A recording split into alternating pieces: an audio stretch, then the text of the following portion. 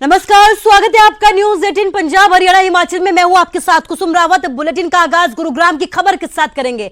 गुरुग्राम में 4 लोगों की हत्या के मामले में हत्या के मुख्य आरोपी की सीसीटीवी फुटेज सामने आई है। हथियार के साथ इस वीडियो में नजर आ रहा है आरोपी। हत्या के बाद सरेंडर करने जाते वक्त ये पूरी तस्वीर कैद हुई है सीसीटीवी में। मामले में मुख्य आरोपी की पत्नी को भी गिरफ्तार कर लिया है। राय सिंह की पत्नी भी हत्याकांड में शामिल बताई जा रही है। मकान मालिक ने अपनी बहू के साथ 4 लोगों को मौत के घाट उतार दिया था। अवैध संबंधों के शक के चलते इस पूरे हत्याकांड को अंजाम दिया तो कल एक बड़े हत्याकांड को अंजाम दिया गया, जिसका अब सीसीटीवी फुटेज सामने आया है। हत्या के आरोपी का सीसीटीवी फुटेज सामने आया है, जहां पर आप देख सकते हैं कि वारदात को अंजाम देने के बाद ये आरोपी किस तरीके से सरेआम हथियार के साथ नजर आया है। हथियार के साथ सीसीटीवी में कैद हुआ है। तो हत्या के बाद सरेंडर करते जाते वक्त की ये पूरी तस्वीर है। आपको बता दें कि कल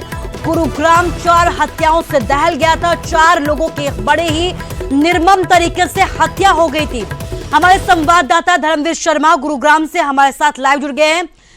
धर्मवीर, बड़ा ही दिल दहला देने वाला ये पूरा मामला है और अब सीसीटीवी फुटेज भी सामने आई है। पुलिस की अगर बात जाए तो आरोपी की पत्नी भी इसमें गिरफ्तार की गई है। और क्या कुछ अहम खुलासे और क्या कुछ अपडेट इस पूरे मामले को लेकर? बिल्कुल, देखिए, इसमें पहले जो है कल गुरुग्राम पुलिस के सामने समर्पण किया था राय सिंह ने, जो कि मुख्य आरोपी है इन चारों हत्याकांड का। अब गुरुग्राम पुलिस ने जांच के बाद उसकी पत्नी जो बिमलेश है उसको भी गिरफ्तार किया है, क्योंकि उसकी भी भागीदारी इस पूरे केस के अंदर मानी है गुरुग्राम पुलिस ने, और अब उसे गिरफ्तार कर लिया है। कल जिस तरह से मंगलवार की जो रात थी उसमें जो राय सिंह है उसने ना सिर्फ अपनी खुद की पुत्रवधू की हत्या की, बल्कि किराएदार के पूरे परिवार के ऊपर भी कातिलाना हमला किया था, जिसमें किराएदार की, उसकी पत्नी की और उसकी एक बेटी की मौत हुई थी, जबकि दूसरी जो बेटी है वो घायल है। आप इसी से अंदाजा लगाइए कि हत्या किस तरीके से बुरी तरीके से की गई थी। खुद राय सिंह ने इन सबको मारने के लिए 62 बार वार किए थे, जो कि एक लोहे का एक शार्प वेपन था, जिससे 62 बार वार किए। सबसे ज्यादा 22 बार जो है वो किराएदार की पत्नी अनामिका को मारने के लिए किए गए थे, और जो उसकी बेटी थी, एक तरह से छोटी बच्ची थी, उसको भी 16 बार एक तरह से काटा गया था उसकी हत्या करने के लिए। कुल ये चारों हत्या करने के लिए 22 बार उसने वार किए थे, जिसमें छोटी बच्ची को 16 बार काटा गया था।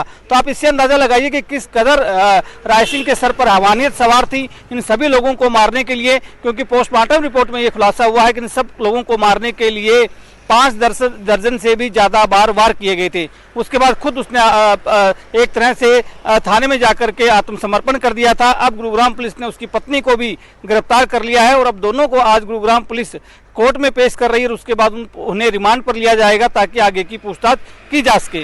कुसुम।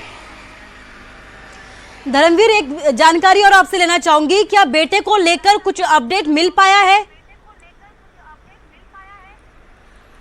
बिल्कुल, देखिए, जो पीड़ित परिवार है, जो कृष्ण तिवारी जो कि किराएदार था जिसकी हत्या हुई है जिसके परिवार की, उसके परिजनों ने ये आरोप लगाए हैं कि अकेला राय सिंह ये सब हत्याकांड को अंजाम नहीं दे सकता, वो इतने लोगों को एक साथ नहीं मार सकता, क्योंकि उसकी उम्र का तकाजा उन्होंने एक बात बताई है कि 60 साल से ज्यादा उम्र है उसकी, तो ऐसे में वो इन सब लोगों की हत्या अकेला नहीं कर सकता।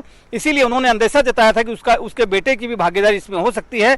लेकिन अभी तक गुरुग्राम पुलिस ने उसके बेटे को क्लीन चिट नहीं दी है और ना ही गिरफ्तार किया है, बल्कि गुरुग्राम पुलिस ये कह रही है कि वो सभी पहलुओं पर जांच कर रही है। अगर उसके बेटे की भी भागीदारी इसमें होगी तो उसे भी गिरफ्तार किया जाएगा। फिलहाल राय सिंह और उसकी पत्नी बिमलेश दोनों को इस हत्याकांड में गिरफ्तार किया गया है। दोनों को आज गुरुग्राम की अदालत में पेश भी किया जा रहा है। कुसुम। धर्मवीर, देखिए, बड़े ही खौफनाक ये वारदात है। जिस तरीके से आपने बताया कि एक एक इंसान पर कई बार वार किए गए हैं, ऐसे में क्या राय सिंह के बेटे की तरफ से किसी तरीके का कोई बयान या कुछ पता उसके बारे में लगाया जा सका हो?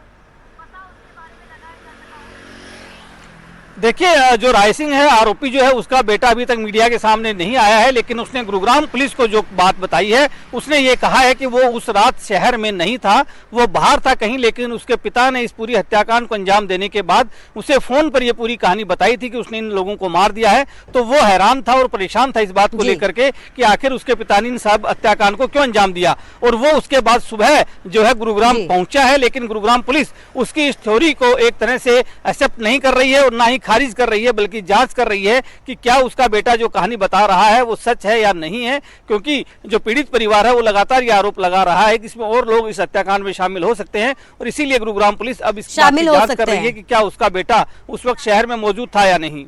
जी, जरूरी है वक्त रहते या फिर बेहद जल्दबाजी की तरीके से अगर इसमें सुलझाया जा सके, इस पूरे मामले को लेकर खुलासा किया जा सके, पूरा मामले की तस्वीर साफ हो सके, क्योंकि सभी लोगों की नजरें गुरुग्राम के मामले पर है, क्योंकि बड़ी ही बेरहमी के साथ 4 लोगों की यहां पर हत्या की गई है। धर्मवीर, इस पूरी जानकारी के लिए आपका शुक्रिया कहना चाहूंगी।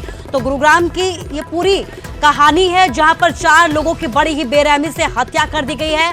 हथियार के साथ आरोपी सीसीटीवी के कैमरे में कैद नजर आया है। जो वारदात को अंजाम देने के बाद हथियार के साथ आप देख सकते हैं कि सरेंडर करने जा रहे हैं, आत्मसमर्पण पुलिस के सामने इन्होंने किया है, इसने किया है और कहा यह जा रहा है कि अवैध संबंधों के शक के चलते इस पूरी वारदात को अंजाम दिया गया है। तो पूरी तस्वीर आपको दिखा रहे हैं, सीसीटीवी की यह तस्वीर है। गुरुग्राम में 4 लोगों की बड़ी ही बेरहमी से हत्या कर दी गई और हत्या के बाद की तस्वीर हम आपको दिखा रहे हैं। आरोपी है ये जिसने 4 वारदातों को बड़ी ही बेरहमी से अंजाम दिया और उसके बाद हथियार के साथ पुलिस स्टेशन पहुंचकर आत्मसमर्पण कर दिया। पुलिस के सामने जाकर आत्मसमर्पण किया है। कहा यह है कि अवैध संबंधों के चलते उसने इस पूरी वारदात को अंजाम दिया है।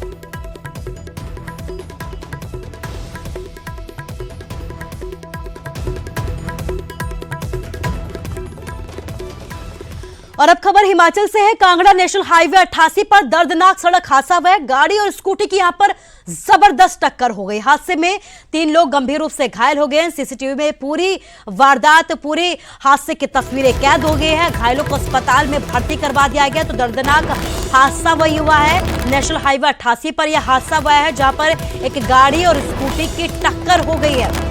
तस्वीरें आपको दिखा रहे हैं। तस्वीरों के जरिए आप देख सकते हैं कि किस तरीके से रफ्तार का कहर 3 लोगों पर भारी पड़ा है, जहां पर एक गाड़ी ने एक स्कूटी सवार को टक्कर मार दी।